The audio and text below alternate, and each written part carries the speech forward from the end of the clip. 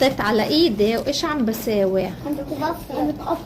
عم بحط كريم على ايدي. البطة في عندها من ورا فوق الذيل غدة زيتية فيها زيت مثل كيس زيت. قبل ما بتسبح بمنقارها بتفرك هاي الغدة وبتدهن على كل الريش على جسمها بالمنقار، وريشها بصير مليان زيت عشان لما تفوت تسبح بالمي الريش ما يتبللش مي ويسحل عنه المي، وهيك جسمها بضل خفيف. 1 2 3 هذا وهي